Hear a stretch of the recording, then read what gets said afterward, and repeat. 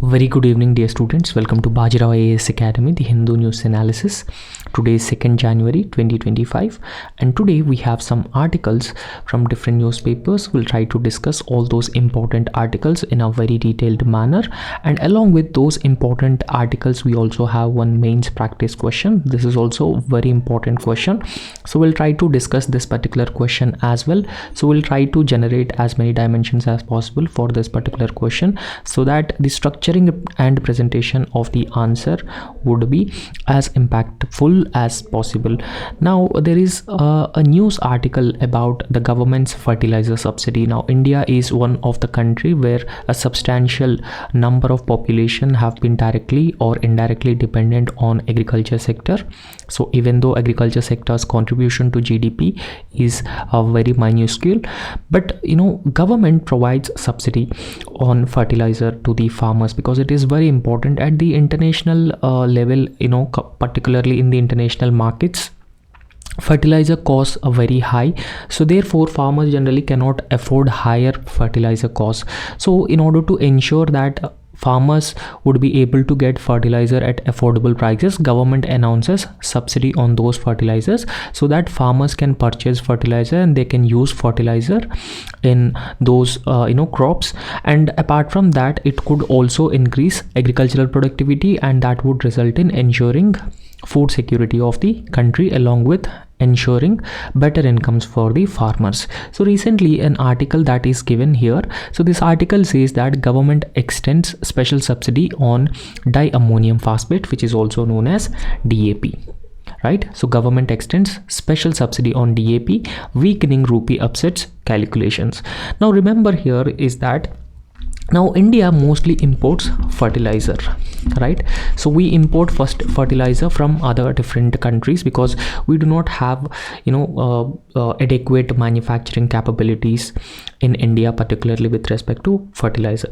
So what we generally do, we import fertilizer from other countries. So when we import fertilizer, weakening rupee would cost India more in terms of weakening rupee means we need to pay more rupee to buy dollar, and then we need to pay for these imports in terms of dollars, and that's where it has been costing India a lot.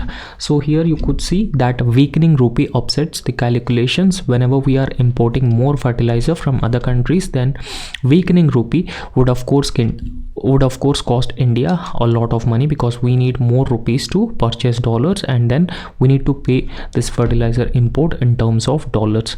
However, diammonium phosphate is one of the most important fertilizer in the Indian agriculture sector, particularly to improve the farm yield. So DAP plays a very important role along with urea as well. So recently the government has decided to extend the DAP subsidy to the farmers so that farmers could get the fertilizer at affordable prices. So it is very important to ensure that the affordability of the fertilizer so that farmers can easily access this fertilizer and they could also use the fertilizer in the agriculture sector. So we'll try to discuss this linking with a recent technological intervention that is also known as agri-stock. So the question is, what do you understand by agri-stock, and discuss its use for better targeting of fertilizer subsidy. Now we'll try to understand what exactly is agri-stock. Remember, this question is very important for General Studies paper 3 because syllabus specifically asked about the agricultural sector and technological interventions to improve the agriculture sector. So therefore in this context, this technological intervention called agri-stock plays a very important role here, right? So it plays a very important and a very crucial role. So accordingly we need to discuss about this, and first we'll understand what exactly is agri-stock and how this agri-stock can be used for better targeting of the fertilizer subsidy, right? So that could save government crores of rupees, thousands of crores of rupees. So we'll try to discuss about that. Now in the question you could just write the introduction, so about the AgriStack system, what is it, when it was launched, and what is its objective. So you could mention those aspects as well. So recently economic survey has suggested that the use of digital system, particularly the AgriStack. So AgriStack is a digital technology intervention into Indian agriculture, right? So you just have to remember this, and in fact UPSC has also asked a question about this AgriStack as well, right? So this is use of digital system for better targeting of the fertilizer subsidy. So economic survey has talked about this, so why don't we use AgriStack for better targeting of fertilizer subsidy? And it has also suggested that the direct benefit transfer of subsidy amount directly to the farmers using e-rupee, and e-rupee is also known as a digital payment mechanism, right? So it is very important that whenever we use direct benefit transfer to transfer the benefits of welfare programs, so it would result in elimination of ghost beneficiaries, right? So it would eliminate ghost beneficiaries, and that is very important. So ghost beneficiaries are those beneficiaries who are not genuine beneficiaries. They're not genuine beneficiaries, and it would lead to either corruption on a large scale, and it would even lead to the diversion and even leakage of the subsidy amount that is being provided by the government to the farmers and the companies, the fertilizer producing companies. So in order to check corruption and leakages, and in order to eliminate the ghost beneficiaries or non-genuine beneficiaries, it is very important that the direct benefit transfer mechanism has to be brought in, where the benefits of these welfare programs are directly credited into the eligible beneficiaries' bank accounts by linking Aadhaar, or it is also known as Aadhaar seeding. So you might have heard about JAM Trinity, Jandan Aadhaar Mobile Trinity. So Jandan Aadhaar Mobile Trinity is an effective tool for direct benefit transfer. Now apart from that, we need to talk about this AgriStack. As I have already told you, the AgriStack is also a digital technology intervention into the Indian agriculture. Now how it helps the farmers? So it is not just a technological intervention that helps farmers, but it also helps the government. So how it helps the government? So ensuring that the subsidy amount reach to the eligible beneficiaries only eligible beneficiaries can get the benefits of the subsidy amount, so thereby weed out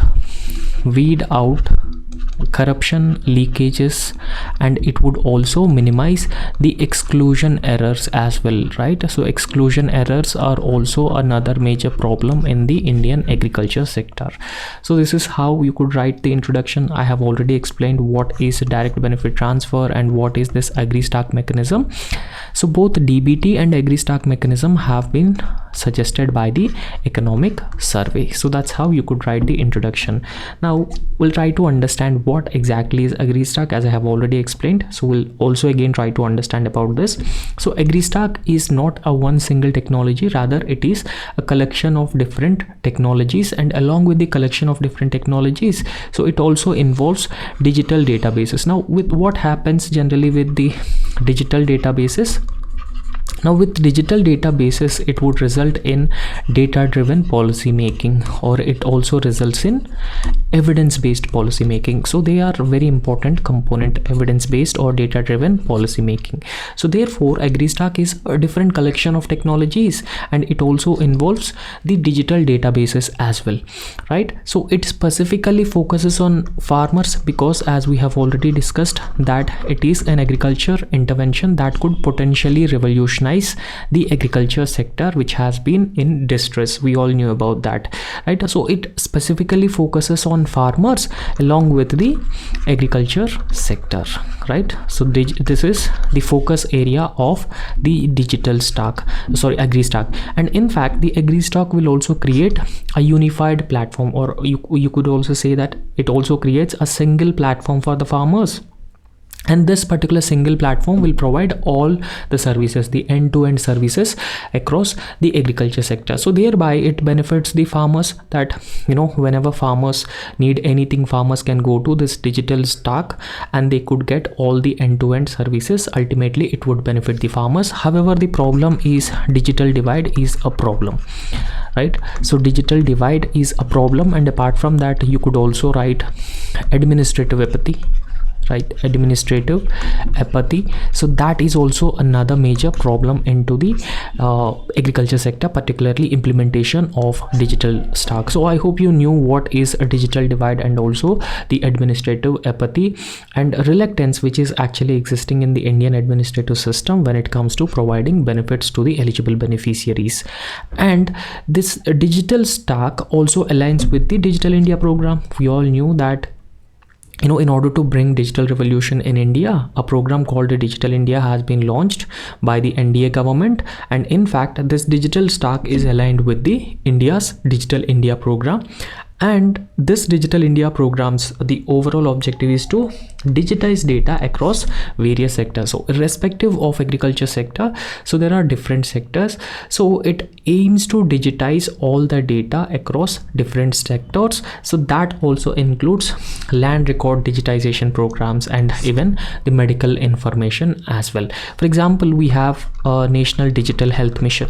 The government has launched National Digital Health Mission for digitization of medical information, or even providing e-medicine, or you could also call it as a telemedicine.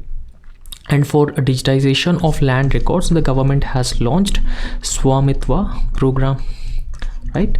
So there are several such programs that the government has already announced, and in fact this is the major objective of the Digital India program. And under this program, particularly AgriStack program, each farmer will receive a unique digital ID. For example, how each citizen has have an Aadhaar card with a unique number, in a similar way.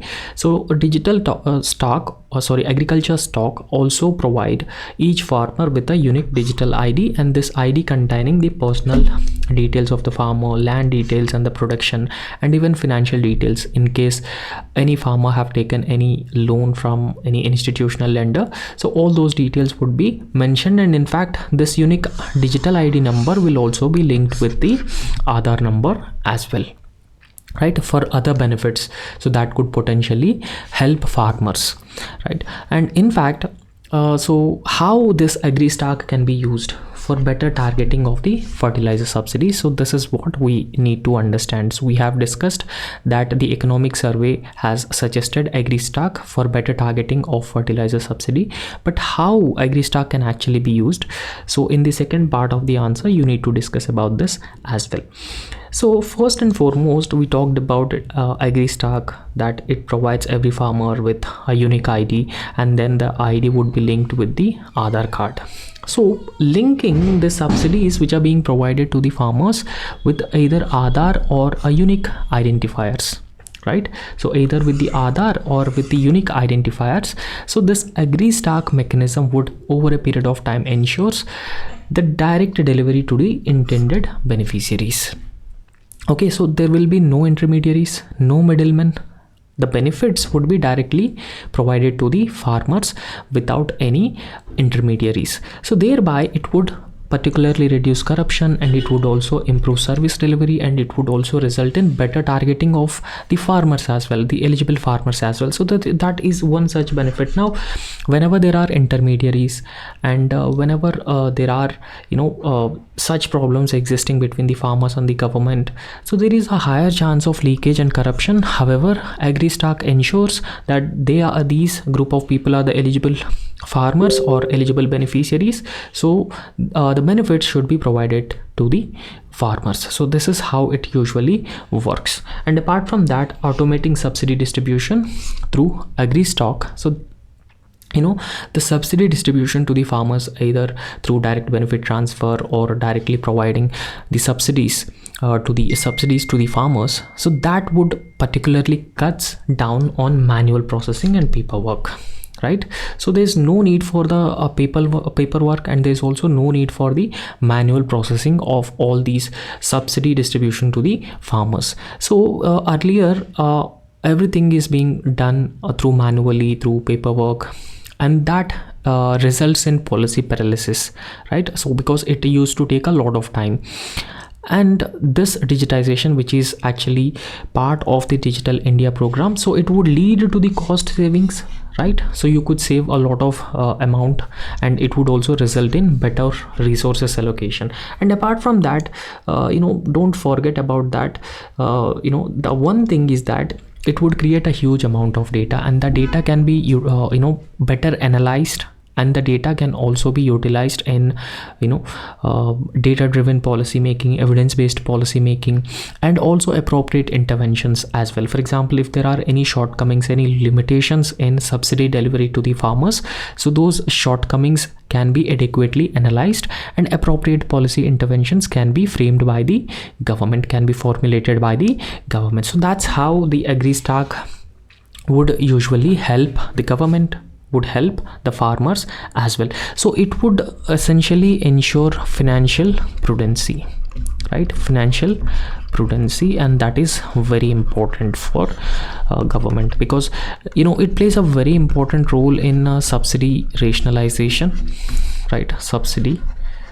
rationalization, because subsidy rationalization is one thing that the government has been constantly striving for. And subsidy rationalization, agri-stock will play a very, very important role. And in fact, it also generates comprehensive data that we have just discussed. So this comprehensive data is also very, very beneficial, right? Because it would enable the policymakers, so they could analyze the trends, they could analyze the subsidy impact on the farmers, whether the subsidy is actually benefiting the farmers or not, right? Whether the farmers' incomes are improved or not. Remember that the government already has the policy of doubling farmers' income, right? Doubling farmers' income. So Ashok Dalwai committee has already recommended to double the farmers' income. So even though the government initially targeted to double the farmers' income by 2022, but it is not yet achieved because of some reasons particularly. So we could say that the COVID-19 pandemic has derailed attempts. But it is very important that in the long term we need to double the farmers' income.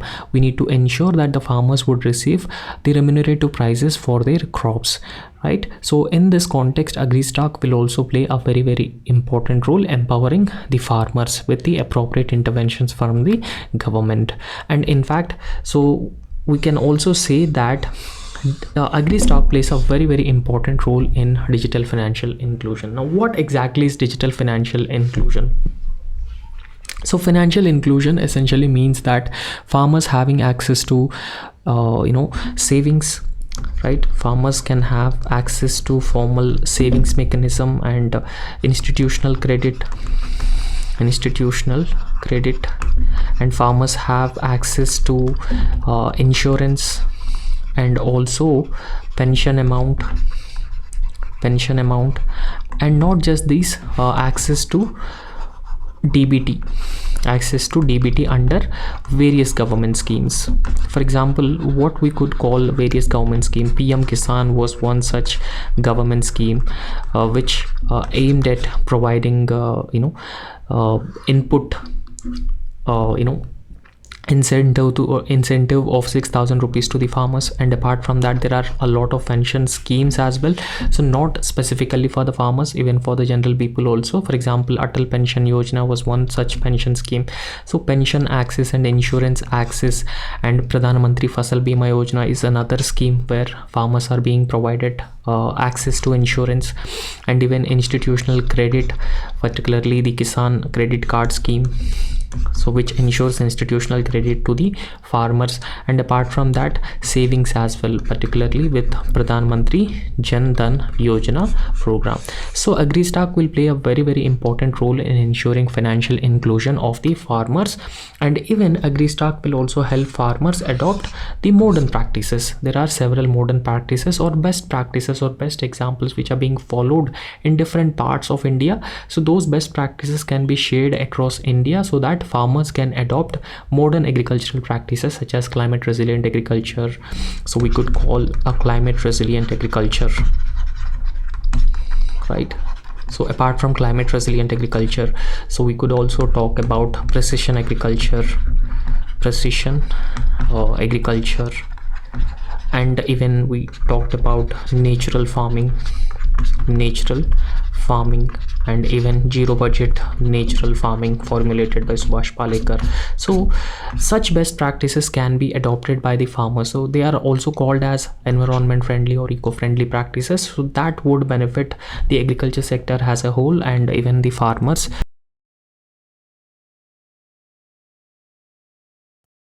Implementation of agri-stock schemes, we'll just try to understand what are the challenges which are existing in the better implementation of agri-stock scheme, right? So the problem with the agri-stock scheme is that it is being criticized for lack of transparency as well as accountability, right? So it is being criticized that there is lack of transparency as well as accountability, because the blueprint for agri-stock is advanced, but there's a lack of transparency, and that would potentially impact the farmers' rights and even overall trust in the system. So not just in agri-stock, but also the government interventions in the agriculture sector. Now, whenever you implement any such digital intervention mechanism, there should be adequate transparency and accountability. And apart from that, those end-to-end services should also be available in the local languages, and it should also take adequate steps in bridging the digital divide, right? So it is very important to bridge digital divide in the agriculture, in rural areas too. You can say that between rural areas and between men and women. So that is one problem, and it is also very important the grievance redressal mechanism should also be in place. And apart from grievance redressal mechanism, there should be training that has to be organized for the farmers. So training, grievance redressal mechanism, digital divide that has to be worked in, and transparency and accountability of these systems. So this is also very important, and that would ensure an effective implementation of agri-stock system, and that would also protect the rights of the farmers, and that is very important in this context. And apart from that, a shift of agriculture extension services. So in recent times, the agriculture extension services, particularly technical assistance, scientific assistance for the agriculture sector, for the farmers, for the cultivation of various crops, whether it was food crops, commercial crops, horticulture crops. So extension services are being increasingly emphasized on, right?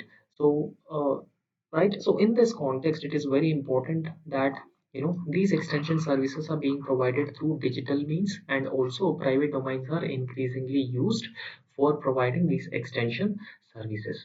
So what generally happens is that whenever we digitize and bring in these extension services through the private players, it could potentially commercialize the extension services. So that could ultimately makes that the farmers are at the disadvantaged position, right?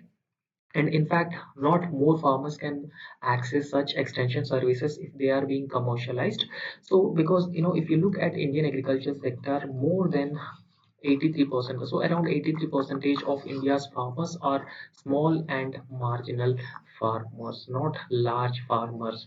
And so it is very important that such services are provided in an affordable manner, and those services should also be accessible to the every farmer, and they should not be commercialized. So but whenever we are observing a shift from a shift where all these services are mostly provided through digital means, and also private players are also bringing in into this domain, so that would potentially commercialize these services. And apart from that, we should also talk about the privacy issues as well, right?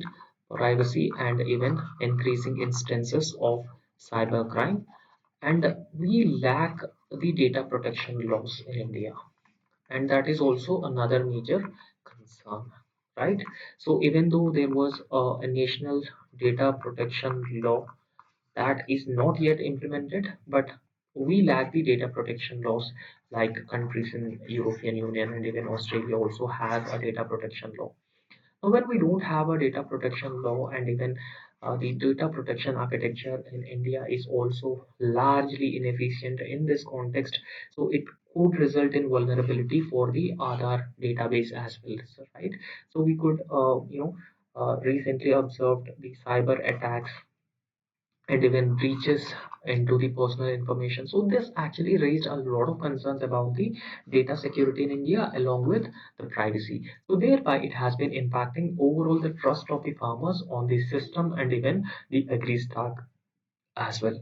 And in fact, corporations may use the advisory services and even input sales data. So they could also use this data and advisory services, and they could even manipulate the market prices, and it could result in a potential disadvantage for the farmers, right? So this is how agri-stock would result in numerous challenges for the farmers. So it is very important to ensure that farmers are not at the disadvantaged position whenever we are implementing this agri-stock. So however, there are certain measures that can be taken to prevent the misuse and also promote the balanced fertilizer usage, because prevention of misuse would also benefit the government by ensuring or by saving thousands of crores of rupees.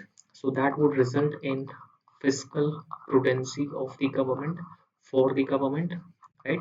So the money could be used in other social welfare programs such as education and healthcare, right?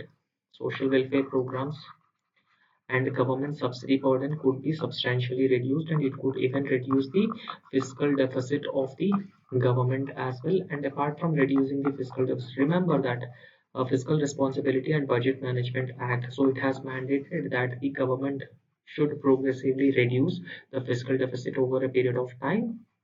And it is also very important that we have a huge demographic dividend and we need to invest in this demographic dividend. So it is very important that we need to rationalize subsidies so that the amount can be invested in social welfare programs so that we could reap the demographic dividend that we have, right? So in this context, it would also benefit the environment as well, because excess use of fertilizer by the farmers or farmers lacking awareness about the usage of fertilizer would also result in the pollution of the natural environment or contamination of the natural resources as well. Right, so in this context, we need to promote balanced use of fertilizer that would benefit the agriculture sector and also prevent the misuse of the fertilizer as well. Now, what are the measures that can be taken in this context? So we all knew that the AgriStack system links subsidies to specific farmer IDs. So it helps in providing specific farmer IDs. So AgriStack system links subsidies with specific farmer IDs and land details. Now, in this context, only eligible farmers to be given subsidies, and even it should reduce the misuse as well. And apart from that, direct benefit transfer of the subsidy amount should be provided to the farmers through e-rupee. So what happens is that it could potentially eliminate the intermediaries, and it could also result in the effective delivery of welfare program benefits to the eligible beneficiaries, right? So it could ensure even timely and precise delivery of financial aid to the farmers. And apart from that, farmers are allocated a fixed amount of subsidized fertilizer, so based on their land as well. So that could help preventing the misuse or even diversion or leakages of the fertilizer. For example, each farmer would have a certain percentage of the land. So through Digital India program, the government aimed at digitizing land records. So once land records are being digitized, so there will be adequate database about the land ownership of each farmer. So accordingly, a fixed amount of fertilizer subsidy can be provided to the each farmer based on the cropping patterns and on the land ownership. So thereby it could discourage the overuse of any single type of fertilizer. Now in this context, there is a program called Soil Health Card Scheme that the government has launched. Soil Health Card Scheme. So under soil health card scheme, a soil health card would be given to the each farmer after after doing adequate analysis of the soil, and based on which the fertilizer amount would be suggested and better crops would also be suggested in the soil health card. So consequently, farmers could use fertilizer in an efficient manner. And in fact, the system also uses soil health and crop data to adjust these subsidy amounts as well, and that could uh, help in ensuring the balanced use of fertilizer based on crop and also soil needs. And in fact, balanced use of fertilizer would ensure that the farmers would be adequately benefited, and it would also improve soil fertility, and it's also improve the quality of the natural resources, particularly soil, water, everything. Right? So it could also reduces biomagnification, bioaccumulation, eutrophication in rivers. So all these phenomena can be prevented. So if we ensure sustainable agriculture using the AgriStark system, and it could also benefit the farmers as well, right? So we'll start some articles which are given in different newspapers. The first article is about the delimitation exercise and how delimitation exercise would be a disadvantage for the southern Indian states compared to the northern Indian states. So it is expected that through delimitation exercise, the southern Indian states would lose their existing Lok Sabha seats because of less population.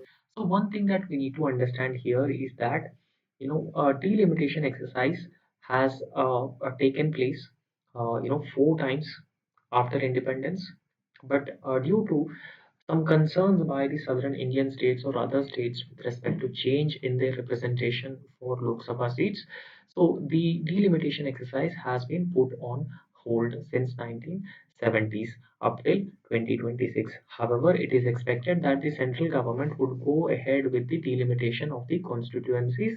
If central government go ahead with the delimitation of the constituencies, so that will be a disadvantage for the southern Indian states, because southern Indian states almost achieved population stabilization rate, and total fertility rate in southern Indian states is also less than 2.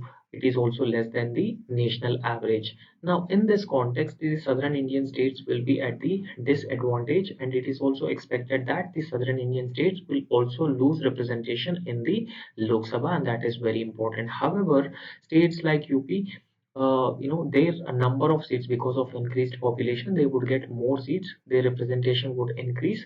So that is one key concern where the southern Indian states are focusing on policies which could incentivize the families with more number of population.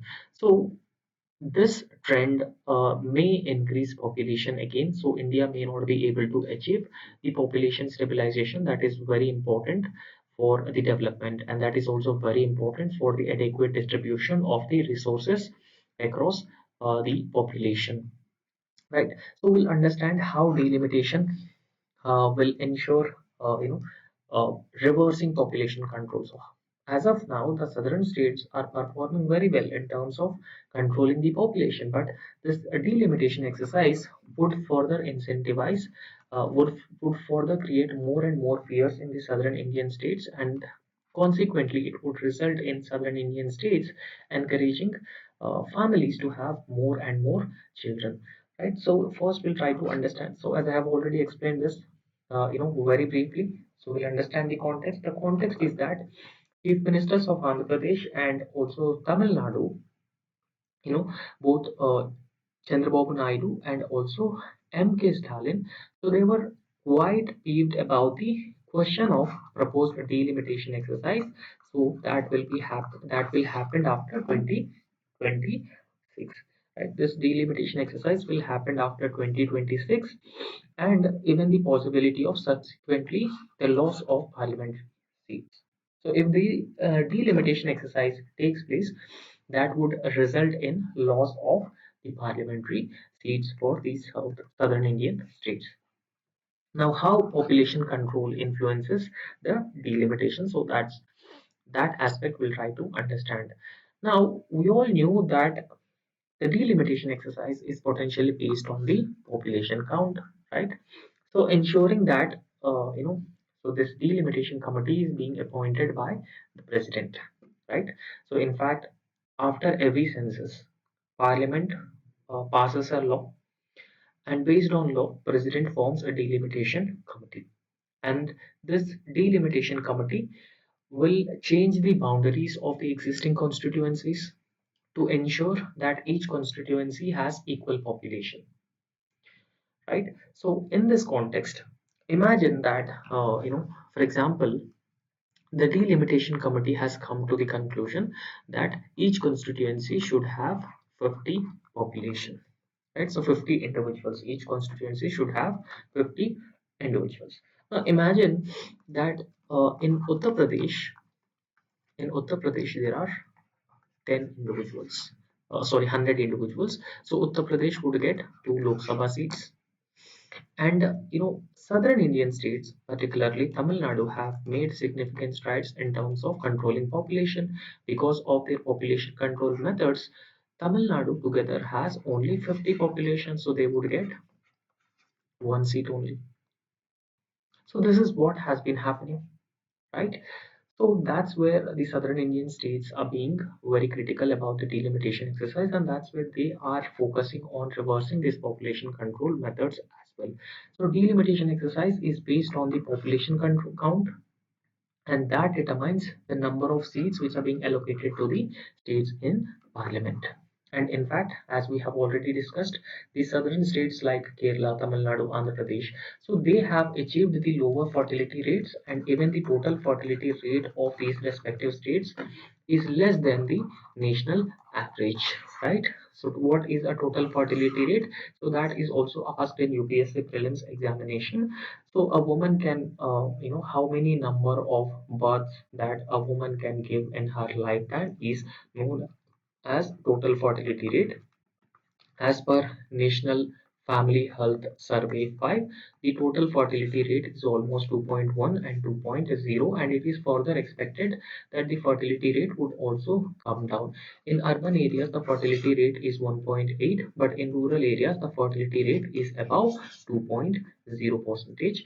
But these southern states, particularly Tamil Nadu, Andhra Pradesh, Karnataka, and Kerala, they have made significant strides in terms of reducing the population. So, since they have made tremendous strides in reducing the population, so it would impact their representation in the Lok Sabha, because if a delimitation commission is being constituted, so that would result in allocating less number of seats for the southern Indian states, so thereby potentially reducing the representation of the southern Indian states in the Lok Sabha. So representation is very, very important to represent the wishes and aspirations of the people in southern India in the parliament, right? So it could also result in more domination by some states over the other states, so thereby you are penalizing states which have performed better in terms of population control, and that's where it has been creating a lot of disaffection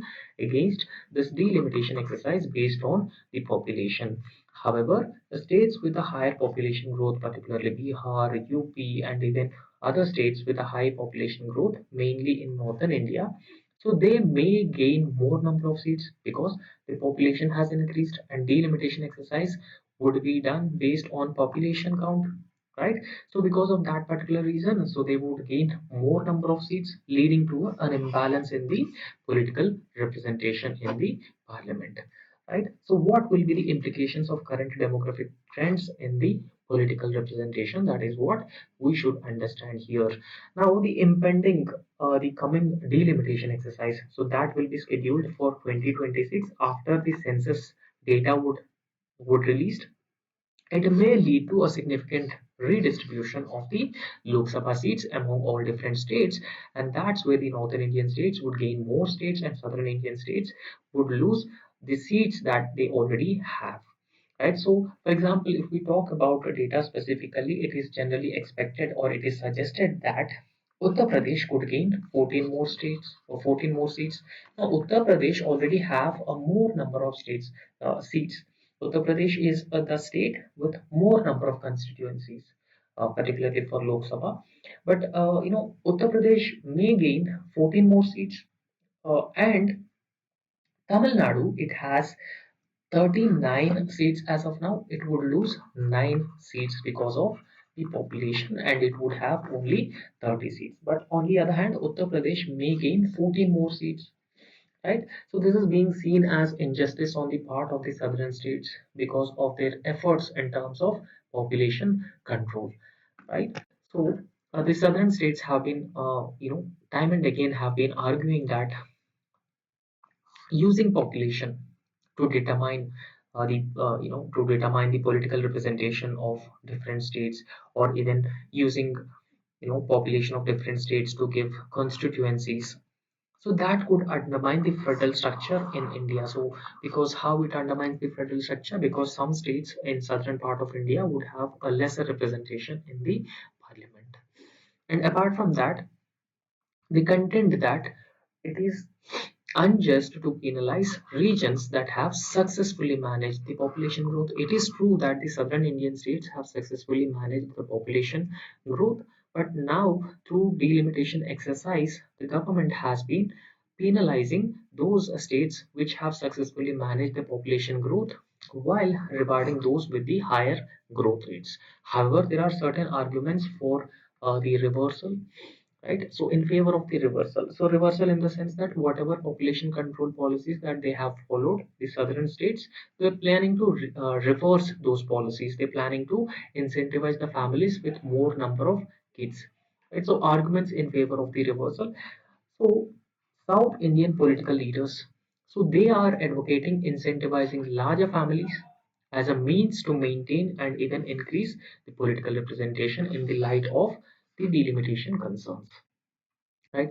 So, for example, the state of Andhra Pradesh, where it is decided that, you know, if you're having more than two children, so your family being incentivized, you are being provided a lot of incentives. So that is one way to increase the population.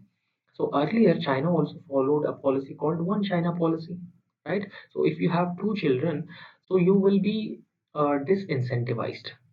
So that is one policy that China was followed to control the population. Because earlier China was a country with a huge population, the largest population in the world. But one China policy has led to a substantial decline in populations of China. Now China has been suffering with the old population. So has China actually have no demographic dividend, right? So because of that reason, there are increasing number of calls among the southern states that you should have more than two children, so that you could get a better representation in the parliament, and that is very important. And there is also push to celebrate the larger families as a cultural norm, with even comments from leaders from different political parties in the southern Indian states suggesting an exaggerated approach to family size as a humorous response to the delimitation threat, right? So you could have, or you could have more than two children in your family, that the government will actually takes care of you, and the government will also provide adequate benefits. For example, there are certain states which are being providing 15,000 rupees per each school going children as an incentive, right? So there are certain arguments for against the reversal of this population control trend. So experts have been arguing that reversing fertility rates through providing incentives may not be effective or even sustainable. So therefore, this approach should never be followed, and the state should learn from China, one China policy that it has adopted, and it also comes with various challenges and even unintended consequences. And apart from that, encouraging high birth control rates without adequate social support would also create new problems in the society. So there should be adequate social support from the government to the families, that has to be there. And apart from that, one thing that we need to understand, increased calls from the leaders to have more than two kids would also place additional burden on the woman, right? So there is no doubt that it could place additional burden on women, right? So it could further increase their burdens, additional responsibilities for women, and women would not be able to participate effectively in the economy, and labor force participation of, female labor force participation would also come down. Force participation would also come down, and that is also a cause of concern. So therefore, Effective policies should focus on providing necessary support rather than merely increasing the birth rates of the states. And apart from that, there's no doubt that there's a discontent among the southern Indian states about the delimitation exercise. So, therefore, the Interstate Council as a mechanism should be used as per Article 263 of the Indian Constitution to arrive at the a common consensus over the delimitation exercise. So, that is in the spirit of the federal features of the Indian Constitution in the spirit of the federalism, right? So that is also part of the basic structure of the Indian Constitution. So next topic is excessive nitrates in groundwater, and it is a cause of concern, right? So in recent times, number of states it is being observed that there is excess level of nitrogen pollution in the groundwater, and that could have severe environmental and human health impacts in the long term. So we'll try to understand what are the states where there is excess nitrate pollution, and what are the impacts of nitrate pollution, and what are the sources of nitrate pollution. So we'll try to understand this. So this is also a very important topic. So the context is that excessive nitrates have been found in groundwater in around 440 districts as of 2023. And in fact, it is an increase from 359 such districts. So earlier there were 359 districts that were existing in the year 2017. So these districts have excess nitrate pollution, but as of 2023 this number has increased to 440 districts with excess nitrate pollution, and this is a report released by Central Groundwater Board, right? So this is as per the Central Groundwater Board.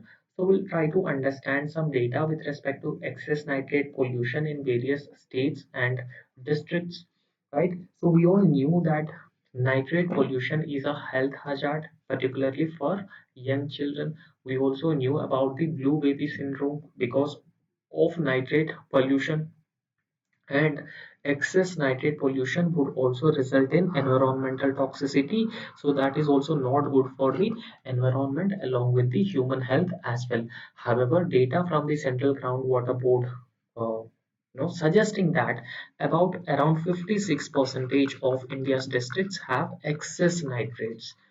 They have excess amount of nitrate, right? So around 56 percentage of India's districts. And in fact, this nitrate contamination would be more than 45 milligrams per liter, more than 45 milligrams per liter in the groundwater, and it is largely due to subsidized synthetic nitrogenous fertilizer. Now, government has been providing huge subsidies on the fertilizer, and farmers use those fertilizer, and that would result in the contamination of the natural resources, particularly the groundwater resources. And there are some states where there is a high problem of nitrates pollution, particularly Rajasthan, Karnataka, Tamil Nadu. So they have reported the higher nitrate contamination problem with around 49%, 48%, and even 37 percentage of the nitrate pollution in those states. And in fact, there are other states such as Rajasthan, Madhya Pradesh, and Gujarat. So they have a long standing and long term nitrate problem with relative levels fairly constant since 2017. However, there are some regions in central and southern part of India. So they are reporting an increasing trend. For example, Maharashtra. So it is having 35%, 74 percentage of nitrogen contamination. Telangana 27 percentage. Andhra Pradesh 23 percentage. Madhya Pradesh 22.58 percentage. So they also show a notable level of nitrogen contamination of the groundwater. So this is how the fertilizer that is being used in agriculture sector would seep into the underground and contaminating the underground water tables. And even monsoon rains also tends to increase the nitrate levels, because with 30.77 percentage of the samples contaminated with the nitrate pollution pre-monsoon, but after monsoon rain, So the level has been increased to 32.66 percentage. And even the chemical contaminants also affecting groundwater quality, particularly fluoride and uranium. So we could also see contamination of groundwater by uranium, fluoride, and even radon. So there are different other elements also which are contaminating the groundwater resources. Fluoride concentrations are exceeding the permissible limit and are also a major concern for Rajasthan, Haryana, Karnataka, Andhra Pradesh, and Telangana states. And Rajasthan and Punjab reported highest number of samples with uranium concentration exceeding 100 ppb, or it is also known as parts per million, right? So in this context, we'll try to understand there are some factors which have been contributing for the nitrogen contamination. So what are the factors which have been contributing for the nitrogen contamination? So naturally occurring contaminants, for example, fluoride, arsenic, nitrate, iron, heavy metals. So those metals are naturally existing metals, and they are available in certain geological formations, and that would result in the poor water quality in certain areas. And apart from that, the industrial emissions are also responsible, particularly the effluents. So untreated or poorly treated industrial effluent. So they are being discharged into the water bodies. They also contaminate surface and even the groundwater resources as well. And even the agricultural activities, particularly the excess use of fertilizers, pesticides, and even agrochemicals in agriculture, that would lead to water contamination because it would contaminate the water resources, and it would result in biomagnification, bioaccumulation, and eutrophication of lakes and rivers as well. And even sanitation practices. So certain inadequate or poor sanitation facilities, we could call open defecation is a poor sanitation practice. So they could also contribute to the contamination of the water resources. The one thing that we need to understand here is that water resources are very scarce and they are also very limited. And in this context, efficient usage of the water resources is very important for the water security of our country. And even there are certain geogenic processes such as those causing uranium contamination. They can occur naturally, and that would further exacerbate the groundwater overexploitation. And improper waste disposal is also another major factor, particularly the liquid waste disposal, solid waste disposal, and poor solid waste management practices. So, all these practices have been contributing to the poor water quality and even increasing the risk of the waterborne diseases as well, right?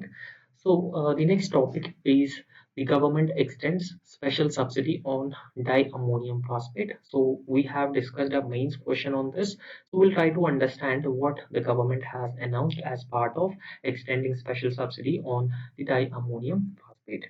So in a bid to provide continued relief to the farmers from higher prices of the fertilizers, for example, DAP, urea, are fertilizer which are very important for the farming community. So in order to make sure that these fertilizers are affordable irrespective of price increase in the international market, the government has decided to extend a special subsidy or additional subsidy on the diammonium phosphate beyond December 2024. And it is certainly a good news for the farmers because farmers would get these essential fertilizers at subsidized prices. And this move from the government will enable fertilizer companies to keep the retail price of diammonium phosphate and avoiding price hike that could have impacted the agriculture sector. So it would certainly impact the agriculture sector. So whenever there is a price hike of these fertilizer and government is not extending adequate subsidy on these fertilizer, so farmers will not or will use these fertilizers in a lesser quantity, and that would further impact the agricultural yield, and that would also impact the overall farm incomes for the farmers and also impacts the food security as well. Now what is diammonium phosphate, that we should try to understand here. So so diammonium phosphate is one of the most commonly used fertilizer, second to urea. So urea is most extensively used fertilizer in the Indian agriculture. After urea, diammonium phosphate is the most commonly used fertilizer, And in fact, fertilizer is like a food because a food for the plants because it provides essential nutrients, and that would further determine the health of the crop and also the crop yield as well. And in fact, diammonium phosphate is actually rich in two essential nutrients for plants, for example, phosphorus and nitrogen. So both phosphorus and nitrogen play a crucial role in the growth of these respective crops. And there are certain properties for the diammonium phosphate. So we'll try to understand what are the properties. So diammonium phosphate is a very popular fertilizer because of its excellent physical properties and even the nutrient content it has, and it also provides essential macro and micronutrients for the plants. And in fact, DAP is a free flowing dust free nutrient, and it does not normally give any storage problem to the farmers. And DAP is also almost water soluble. It readily dissolves into water and ultimately leaves acid effect on soils because of the ammonia it has. And apart from that, the diammonium phosphate is widely used to support development of strong root system and enhancing flower and fruit formation. And it also improves overall crop health as well. And in fact, the diammonium phosphate is very important for Indian agriculture, and it is having a huge demand in among the farmers because of its potential role in providing micro and macronutrients to the crops, and it is being most commonly used both during Kharif and Rabi seasons. And India also imports around half of its annual diammonium phosphate requirement, which amounts to 11 million tons as well. So India annually uses 11 million tons of fertilizer, and among 11 million tons, so India imports half of the diammonium phosphate from other different countries.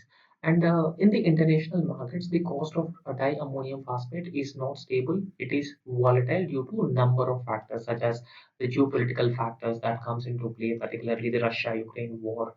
And there are different reasons. For example, G7 countries imposing sanctions on Russia, and even increased transportation costs for raw materials. So that could lead to higher prices of the imported diammonium phosphate.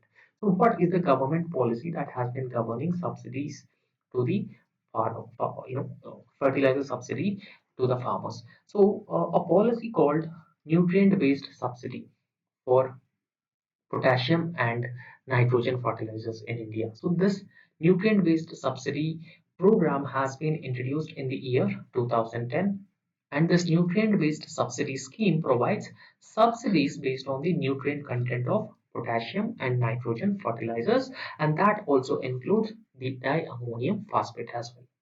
And in fact, the prices are set by the companies, but those prices are being monitored by the government because you know if the manufacturing plants increases the prices, then it could be unaffordable for the farmers, and because of that reason, there will be government monitoring on the prices fixed by these manufacturing companies. So this system will allow the companies flexibility in their production, and it also determine their import based policies based on the existing market conditions as well. So this is about the fertilizer subsidy, particularly about DAP and importance of the DAP as well. So that's all in this lecture, and thank you so much. So if you like our work, please subscribe our YouTube channel and also hit the like button. Thank you.